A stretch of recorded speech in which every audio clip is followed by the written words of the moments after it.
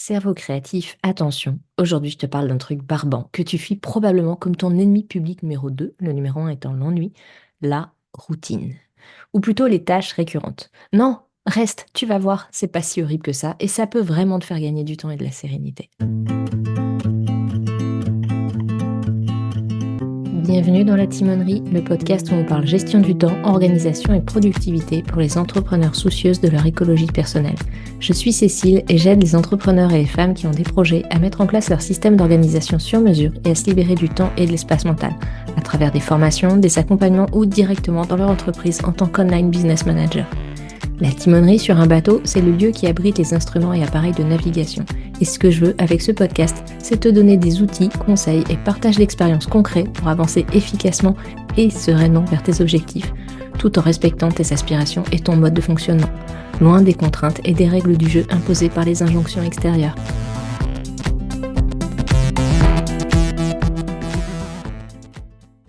Hello et bienvenue dans cet épisode où j'ai envie de te parler donc des tâches récurrentes.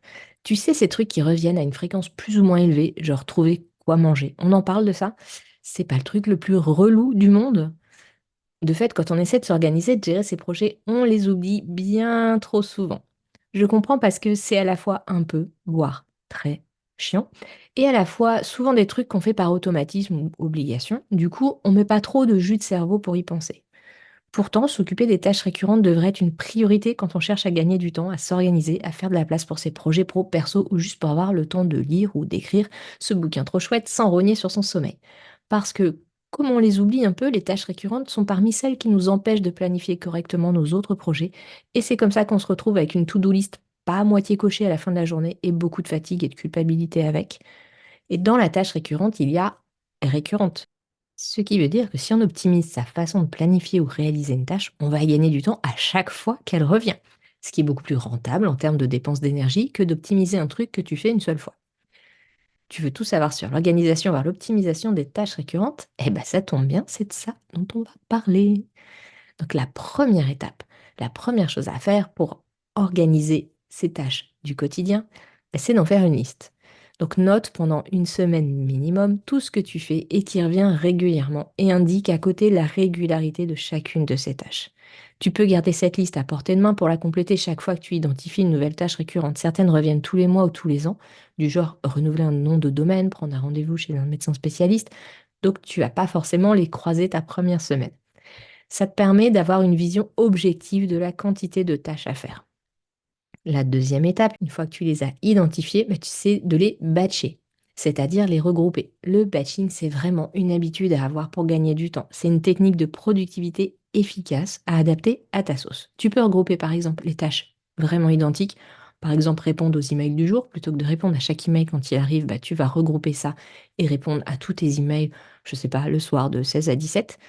Ou bien ça peut être des tâches qui sont semblables ou complémentaires, même si elles ne sont pas strictement identiques. Par exemple, répondre à tous les messages entrants de la part de tes clients ou ta communauté, que ce soit tes emails, tes DM, ton WhatsApp, etc.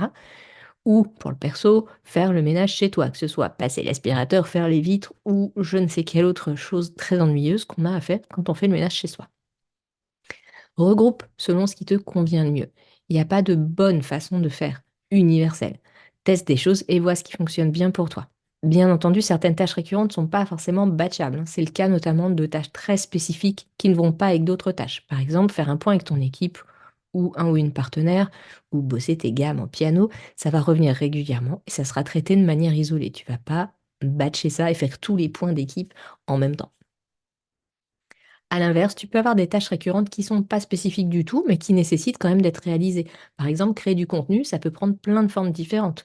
Et donc ne pas entraîner toujours les mêmes actions, selon que tu fais une vidéo, un post sur les réseaux sociaux, un épisode de podcast.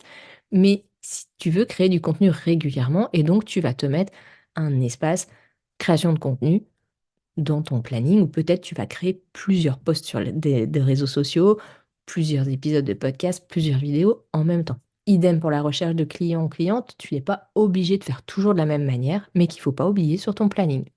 Et c'est là qu'intervient la troisième étape. On a identifié les tâches récurrentes, on les a regroupées, en tout cas celles qui pouvaient être regroupables, et on va maintenant créer de l'espace.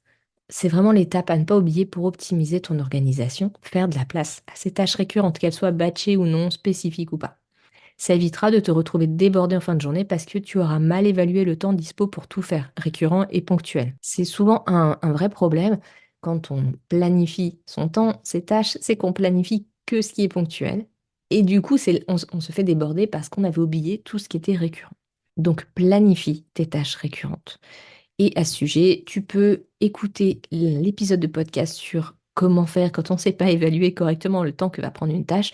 Et pour les tâches récurrentes, encore plus que pour les autres, ça vaut le coup d'évaluer objectivement le temps nécessaire en le mesurant, notamment grâce à Toggle. Je te mets des liens vers ces deux articles ou épisodes de podcast en description.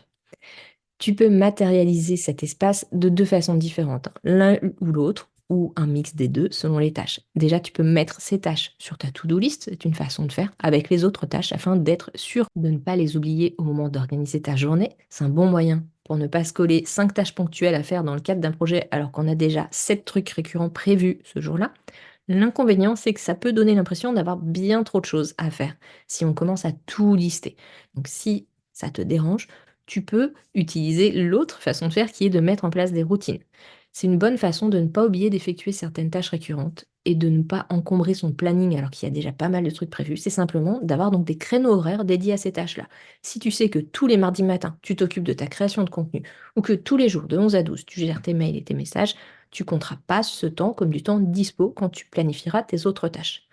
Ça permet d'avoir une to-do plus light, mais le risque c'est d'oublier certaines tâches à faire. Donc à toi de trouver l'équilibre entre ces deux versions.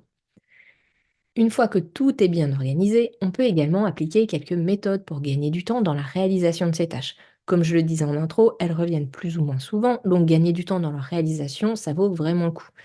Voici quelques pistes à explorer. La première, c'est de batcher, donc de regrouper les tâches. Oui, je me répète. La deuxième, créer des routines, des moments où les faire, on a déjà évoqué ça, et des façons de faire. La troisième, c'est de mettre en place des process. Un process, ça peut être une simple checklist des actions réalisées dans le cadre d'une tâche pour aller plus vite dans sa réalisation la fois suivante. C'est déjà un process. Bien choisir ses moments également, ça c'est la quatrième piste. Généralement, les tâches récurrentes ne sont pas très créatives. Ça dépend desquelles, hein. La création de contenu, oui, mais beaucoup de tâches récurrentes sont des obligations pas très créatives, donc autant les faire sur des temps peu créatifs, peu productifs, genre après la pause déjeuner lorsqu'on digère. Et puis, cinquième piste, tu peux voir ce qui est automatisable ou délégable. C'est vraiment sur les tâches récurrentes qu'il y a des choses, du temps à gagner, et donc s'il y a un petit peu d'énergie à mettre au départ et un petit peu de temps à passer pour automatiser, pour déléguer, pour utiliser l'intelligence artificielle, hein, on en parlait dans l'épisode avec Pauline Ebel sur l'IA justement, ben, c'est rentable parce que ça revient régulièrement et du coup le temps c'est du temps investi pour après avoir plus de temps libre. Bon, par exemple, moi, je fais ma comptabilité mensuellement.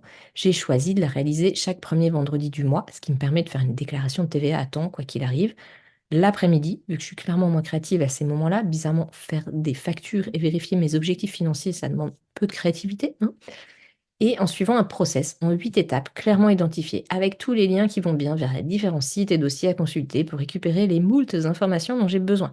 J'ai automatisé une bonne partie de la facturation, délégué une partie du travail de suivi et de déclaration à un cabinet comptable. J'y passe 2 heures, là où ça m'en prenait au moins 5 ou 6 avant. À toi maintenant, qu'est-ce que tu retiens de cet épisode? Qu'est-ce que tu vas changer dans ta gestion des tâches récurrentes? Tu peux venir nous partager ça sur Discord, Instagram ou en commentaire sous l'article lié à ce podcast sur mon blog. Merci d'avoir écouté cet épisode de La Timonerie. Si tu as des questions, des idées à partager ou si tu veux simplement discuter, tu peux me rejoindre sur le blog cecilebayer.com ou sur mon serveur Discord. Tous les liens sont disponibles dans la description de l'épisode. N'oublie pas de t'abonner sur ta plateforme d'écoute préférée si ce n'est pas déjà fait et laisse-moi une note ou un commentaire. Ton retour est essentiel pour améliorer le podcast et le faire connaître. Si cet épisode t'a été utile, n'hésite pas à le partager pour aider d'autres entrepreneurs à découvrir des astuces pour avancer tout en préservant leur bien-être. Prends soin de ton temps, il est précieux et je te dis à très bientôt pour de nouveaux partages dans la timonerie.